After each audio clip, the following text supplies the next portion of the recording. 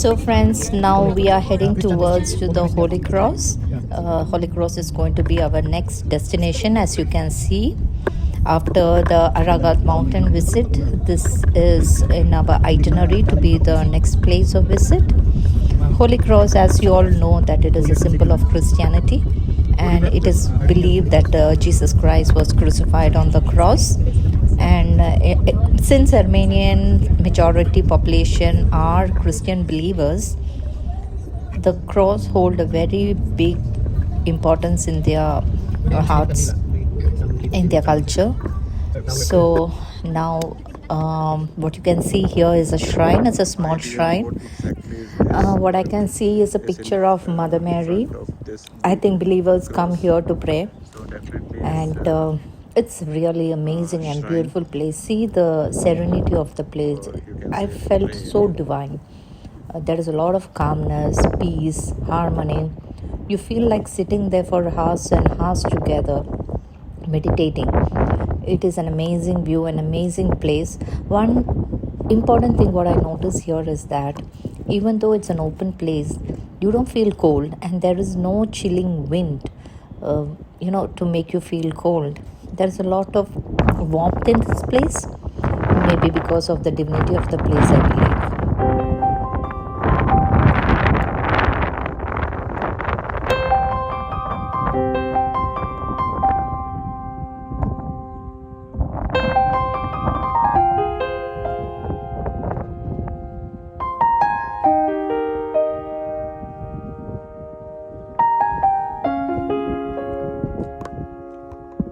So now this is our next destination. It is one of an ancient monastery in Armenia.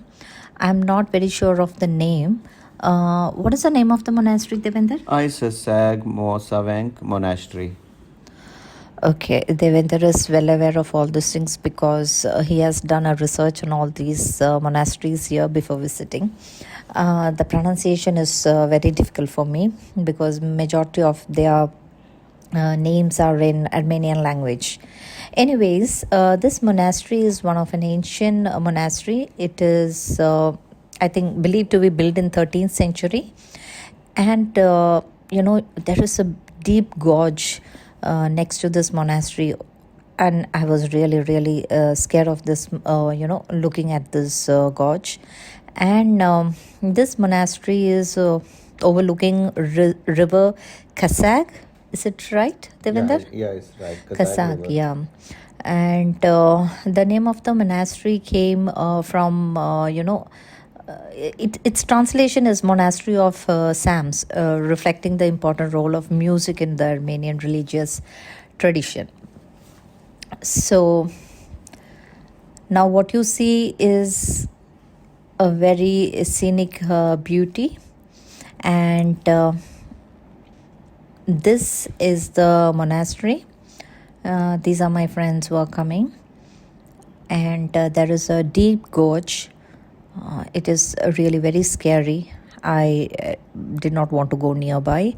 It is really very haunting and very scary.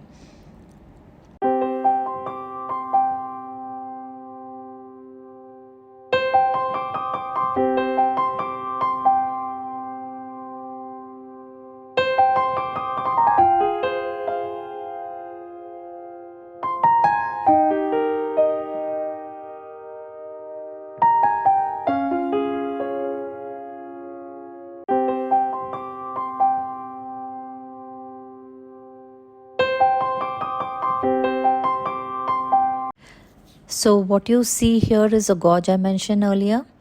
My guide mentioned to us that the river what I mentioned to y'all earlier, it is dried, and the monastery is overlooking this river. But I thought this is the river which is dried. I never realized that this was a gorge, and it was pretty scary. It is very deep, and the tourists, as you see, the girl is running towards the gorge, and I do not know how they have been able to stand at the cliff and take these visuals. It's really scary. But anyways, going back to the monastery, it has got its own history, its own culture, and it's on live there. So let's go inside the monastery now. Look at the walls. Oh my god. I can see a shelf here. I think they have preserved some manuscripts or relics, no idea about it. See the pillar. I think it is cut out of mountain because the stone is not looking like man-made. Of course it is man-made, but I do not know. It looked like that it is cut out of a mountain or piece of rock. And it's like a 13th century monastery. And I'm surprised like how they are able to maintain this monastery. It's intact, and you see the inscriptions on the wall. And actually this monastery has a main altar. Let us go inside. I think this is the one. Let us just check. So why like it's like small rooms? Looking what like- exactly is this? Can you just tell me? Maybe like chambers, right? Yeah. I'm not sure whether it is true, but it is believed that the manuscripts were produced here, like teachings of Christianity, like principles, everything. They made it here, and from here it used to go out. Something like that. I'm not sure about it. Need to learn more about. But I think these, frames, the colorful frames are new. Yeah, they just for attract tourists. They just put this. I think this is posters. the. I think this is the main altar. Maybe, not sure. See that. That's the only ventilation they are having here. Amazing.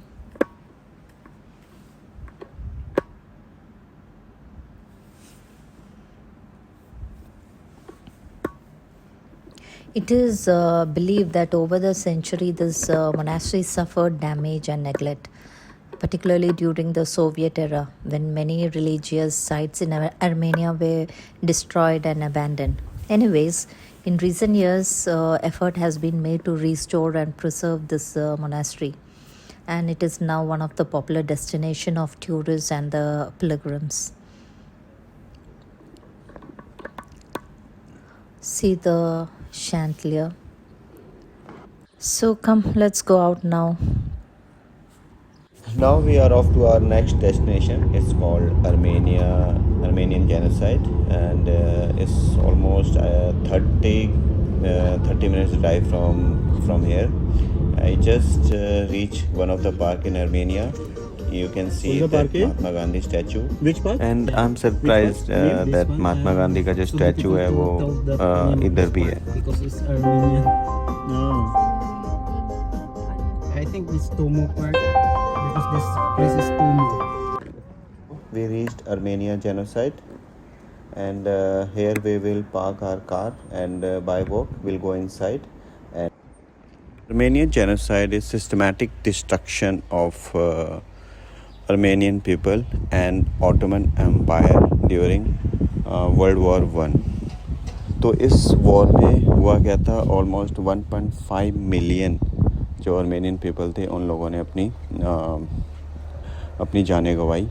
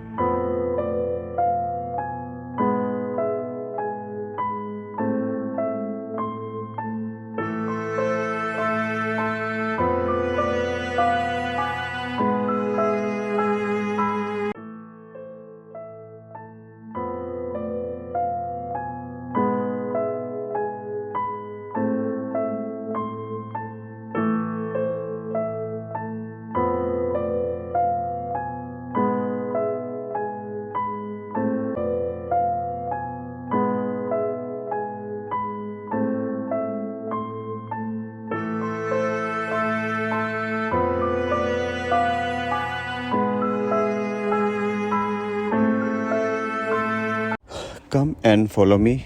We'll go inside.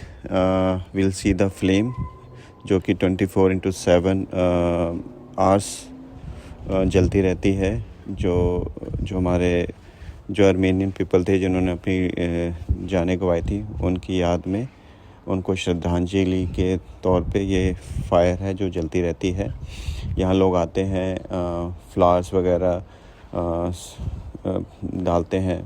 तो जो सुनने में आया था कि जो कि मेरा गाइड है उसने बोला कि जुलाई में जब तुम आओगे, जुलाई अगस्त में जो फ्लावर्स है it's like almost 5 to 6 feet तक ऊपर आ जाता है। मतलब इतने लोग आते हैं और श्रद्धांजलि के तौर पे फ्लावर्स चढ़ाते हैं। तो वो जो फ्लावर्स की हाइट हो जाती है 5-6 फीट ऊंची तक हो जाती है।